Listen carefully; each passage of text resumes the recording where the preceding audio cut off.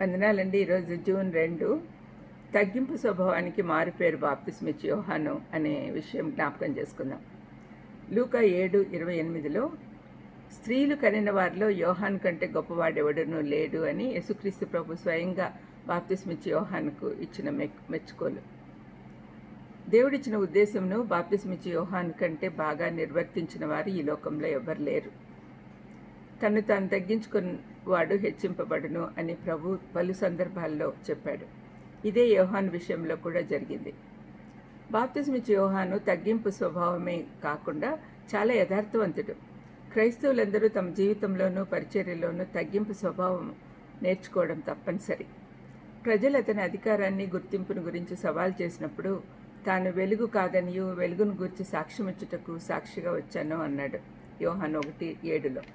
తాను పెళ్లి కుమారుని కాదు, అతని స్నేహితుని మాత్రమే అన్నాడు యోహాను 3:29లో.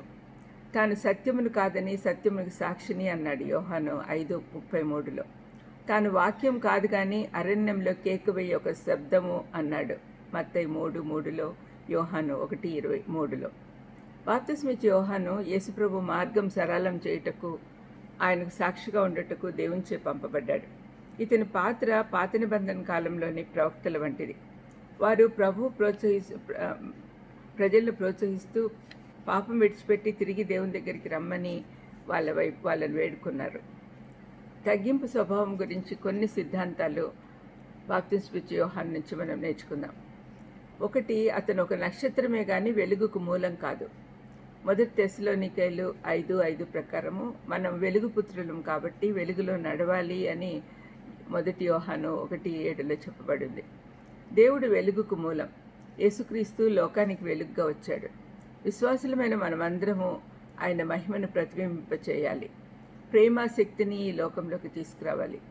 స్వంత వెలుగులోని చంద్రుడు ఏ విధంగా సూర్యుని వెలుగు ప్రతిబింబింపచేస్తాడో మనం కూడా దేవుని వెలుగు ప్రసరింపచేయాలి.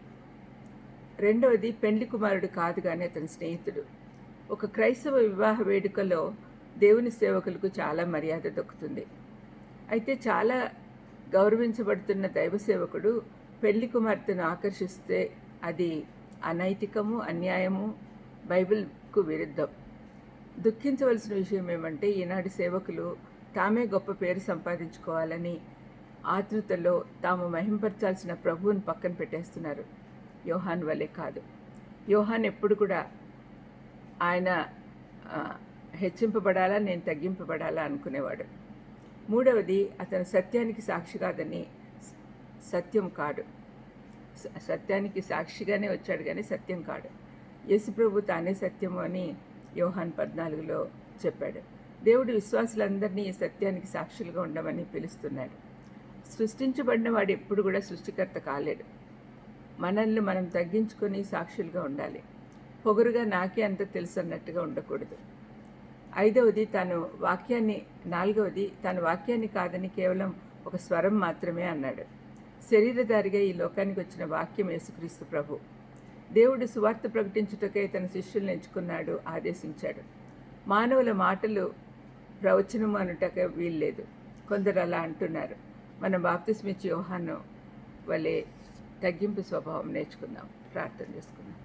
దయమైనా మీ వలె ప్రాముఖ్యంగా ఆ తర్వాత బాప్తిస్మిచ్చి యోహాను వలె తగ్గింపు స్వభావం నేర్చుకునే దానికి సహాయం చేయమని యేసుక్రీస్తు నామమున వేడుకొచ్చున్నాను తండ్రి.